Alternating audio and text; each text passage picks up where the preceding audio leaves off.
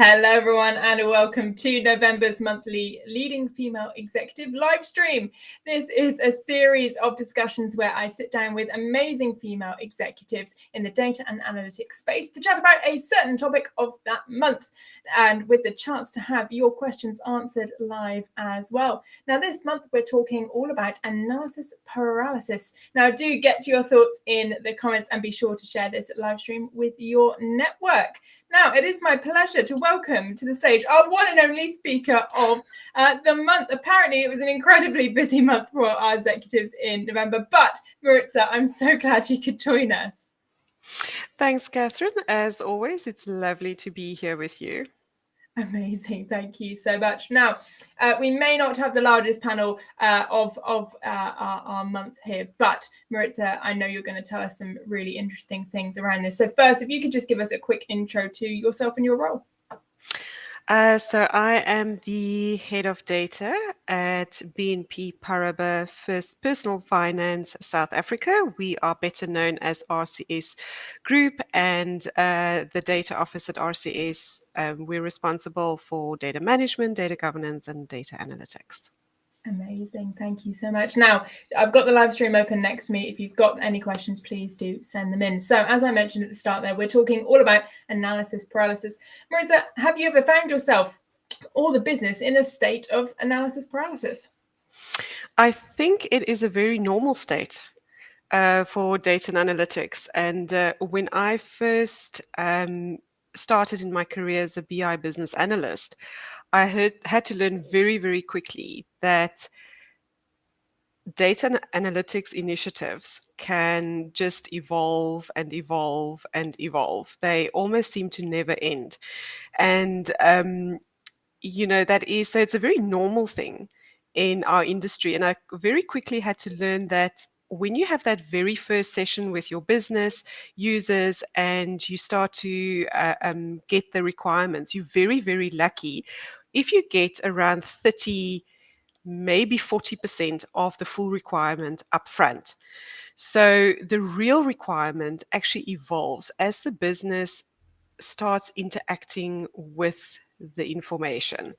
And then they start to ask more questions. They kind of figure out for themselves what the analytical path is, etc. So it really does evolve. And the best way that we have dealt with this kind of thing is through prototyping and starting with a prototype rather than trying to define the end-to-end requirement upfront, because that simply doesn't work. Of course, then, that doesn't mitigate the issue of the requirement continuously evolving. But if you have a dedicated team that's dedicated to a functional area in your organization, that makes things a little bit easier because your business stakeholders are responsible for the prioritization of their own backlog. So, if that requirement evolves, no problem. It's their choice to continue to evolve it. I think it's a challenge when you have a team where you have shared resources, you're a shared a team for the entire business. And then you have to think about how do you prioritize requirements more objectively. And there's different ways in which you can do this.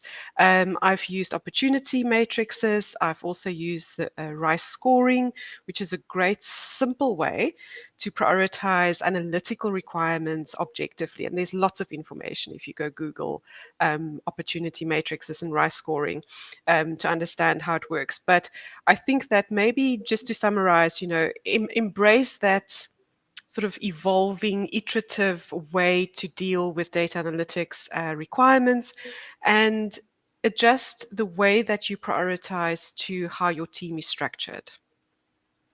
I absolutely love that. And I love how you start out by saying, seldom rare is it ever done and dusted. There'll be kind of no final check mark and dusting of the hands and say, right, that's it, we've done it. And I think that can be quite challenging depending on your personality type. So, I'm certainly someone who likes to tie things up in a bow. And I think if you kind of struggle with that iteration, that is part and parcel of it, and learning that and understanding that is Correct. part of the journey rather than seeking to find this end and it not being in sight. Absolutely. is very important as well. Yeah. And I touch on there being very difficult. How do you recommend people deal with this feeling and emotion of the fact that it is an ongoing iterative process, as you mentioned? And we've described this as analysis paralysis, which doesn't sound terribly pleasant, and you mentioned there it's ongoing. How do you deal with that from a kind of cultural standpoint in your teams? So I think that the way that we engage with the business have changed quite a bit over the years. So way back when, again, when I started as a BI business analyst, we tried to get the requirements up front, and we wrote like 100-page Word documents, business requirements documents, and the business had to read through it and they had to sign it off.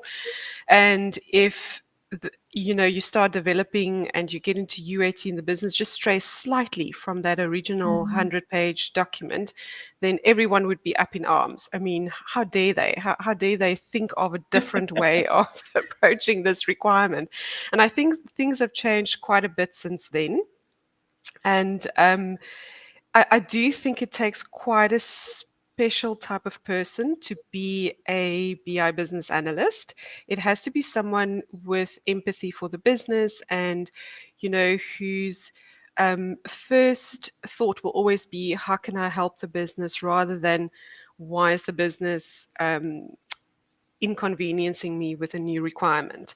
So it's definitely a very special type of person, very special type of personality who can manage those stakeholders. It doesn't mean it's someone that you can just steamroller in terms of your requirements. It still has to be someone who's quite strong in terms of saying no sometimes, because sometimes there's power in no. You have to say no.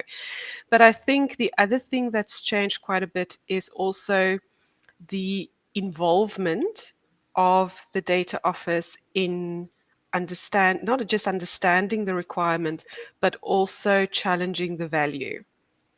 So, if you've worked in this industry for a long time, you understand the chasm between capacity in a data team and the demand.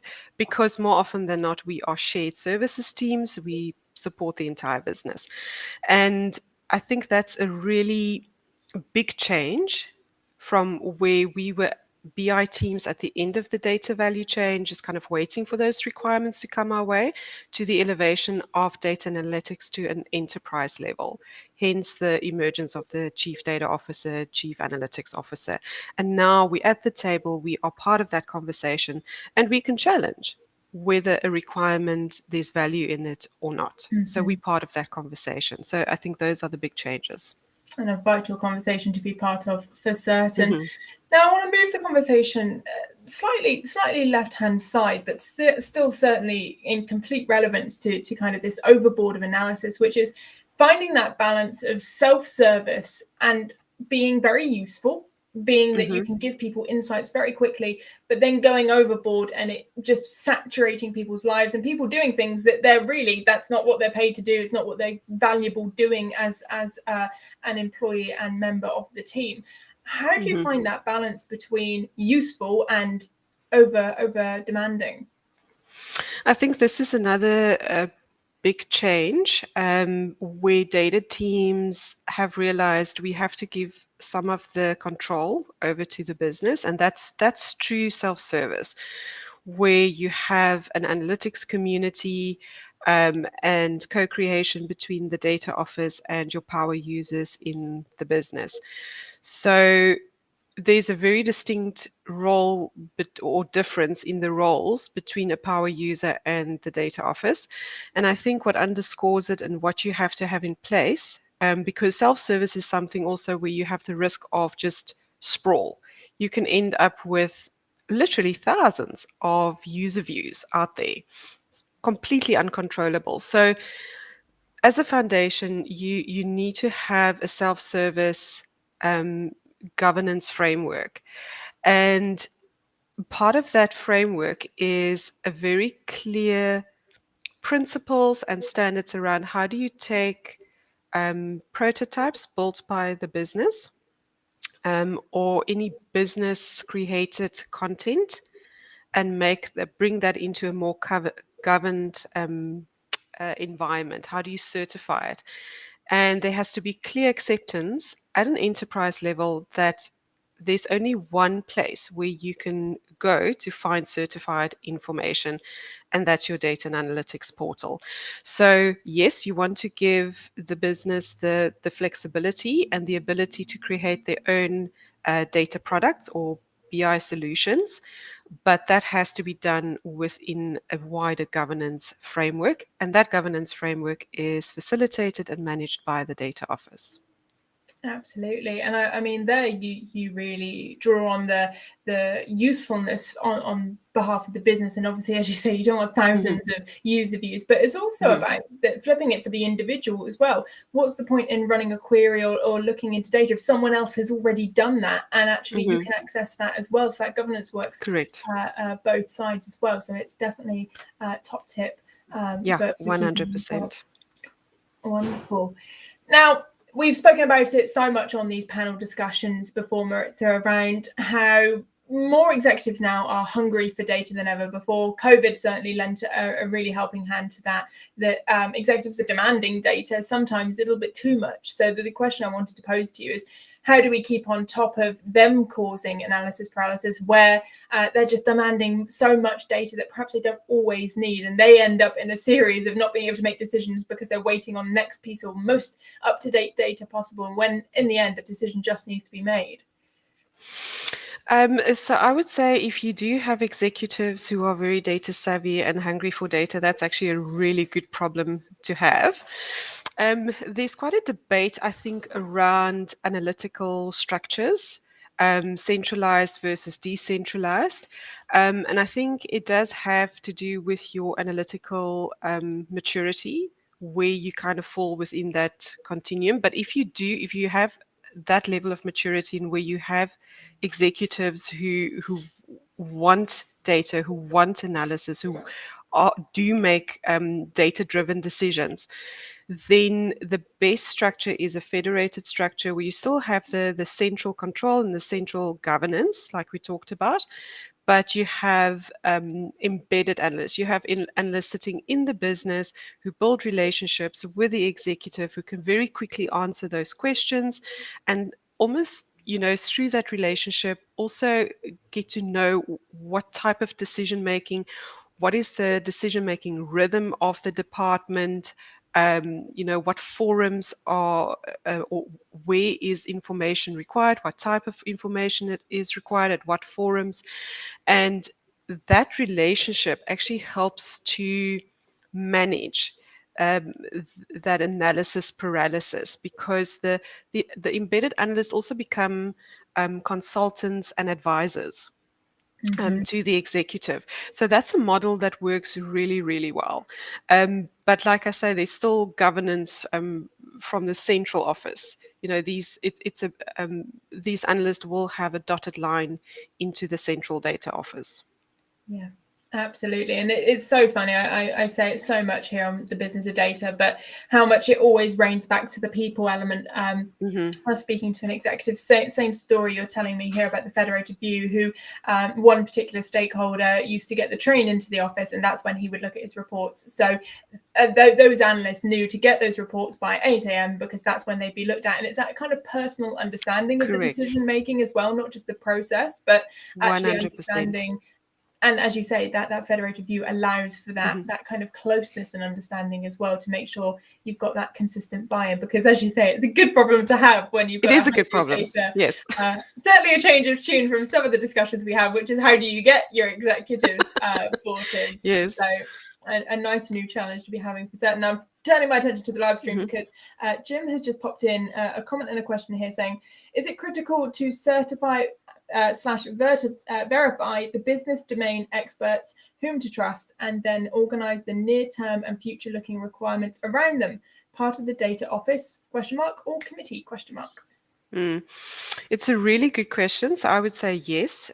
Your power user, your analyst should be certified. They should certainly be trained from a business point of view. So they have to understand your business value chain. They have to understand your business processes, etc.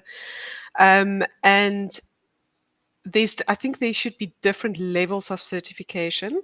So your analysts, your data scientists, they will have a certain level. I think it's more business oriented certification, whereas your power users, for them, it's probably also data literacy. It's also understanding how to use the tools that we give them for self-service. And then also for your community, your consumers, there's a certification for them as well in using the self-service portal or the BI applications, your data products, etc. People have to understand what they're looking at, how do they use it for decision making, etc. So I think there's different levels of certification, and how you apply that in your organization will be very closely linked to your organizational culture. Some organizations are more formal, and it's probably easier to implement a certification system, and then others are less informal, and then you're probably going to need some change management to implement something that's quite formal and structured. So I would say it's absolutely yes, and I would also say yes, that is why you have a central data office, and that is part of the job of the data office, is to ensure that that certification is in place. And then the last thing I want to say about this is we don't do it on our own. We do this in partnership with HR, our analytical community, as well as learning and development. I love that. I love that collaboration comment at the end there, Marissa. And I'm interested that certificates have come up, because this has been in a couple of conversations I've had recently, turning the conversation ever so slightly, but relevant to this, where you mentioned about the certification. Is that something you'd be looking for when you're hiring, for example, the current certificates and training that a person has had, or is that something that you look to do once they're in your team, that you want them to be upskilled to a certain level, as you were mentioning? So it could be both. I think that there is certain certification that should be a minimum requirement for different roles, data scientists, BI analysts, data engineers, ML engineers, etc. There's certainly minimum requirements. But I also think, considering how competitive the recruitment market for data and analytics is at the moment, it's not something that will stop us from having a conversation with a candidate if they're not 100% certified in absolutely everything. Because I think there's a lot of value in getting people with the right attitude. People who, and we talked about at the beginning of this chat, how hard it is sometimes to find people who have empathy with the business, and whose first thought will always be client first, rather than how can I make this perfect, and go through the perfect IT change management process, etc. So attitude, far more important sometimes, or often, more often than not, than all of the certification being in place. And I think there's also something to be said in terms of your value proposition to your analytical community, and also ensuring that you are focusing on their development and their continuous development. So that's again something that you want to partner with HR on, and make sure that you have career paths, that you have development plans for your analysts and your data scientists. And that is part of, or that is a way in which we can retain them. So a very, very important point. Yeah, absolutely. I'm glad we had that slight little diverge there, because, like I say, it's still very relevant to this discussion. But the final kind of question I wanted us to touch on today, Maritza, is around your industry. Obviously, you're in financial services. This is usually where I would cast to the others in the panel to give a varied view, but very fortunately, we only have yourself here today. Where would you position yourself, imagining that the other fantastic executives who usually join us, in compared to the stories they would have shared today? Where do you think the financial services are with handling this analysis paralysis, with what we're currently able to do, the journeys that we're on in that space? So in banking and financial services, I think we have a little bit of a conflict always between the commercial side of the business and the risk side of the business. And somehow you have to find that balance between the two. So on the one hand, you have commercial, who, is very sort of maybe more open to more ad hoc, agile approaches. And then on the other hand, you might have risk who, have more sort of rigid principles and standards that they want to follow. So you kind of have to find the balance between those two communities. And again, I think this is where the data office can play a role, because we can facilitate that community and the building of that community and the building of those relationships, and ensure that there's always a conversation between the different components of the business. So again, it's an interesting problem that we have in financial services and banking, and I think quite a unique one to banking, but not necessarily, again, a bad problem, because I think, again, it just shows how valuable a central data office can be in building communities, analytical communities in the organization. Absolutely. Maritza, it's been a pleasure. Thank you so much for joining me today. A really interesting discussion there, which I'm really glad we could have, because it could really zero in on this user case for you and your organization. So thank you so much for joining me. It's a pleasure. Thank you, Catherine. There we go. That wraps up our November edition of the Leading Female Executive Panel. Do be sure to follow us on social so that you are alerted every time that we go live. We've got some fantastic live streams coming up over the next few weeks to lead us out of 2021. Particularly very excited for our festive celebration, which we will be announcing more about in the coming weeks. So do look out for those. Do be sure to register for the Business of Data Festival. Registration is still open. You can do so on the Business of Data platform. And whilst you're there, why not subscribe so that you get our weekly newsletter as well, so you can stay up to date with all the latest reports, articles, podcasts, you name it, we've got it. But for now, thank you so much for joining us, and we'll see you next time.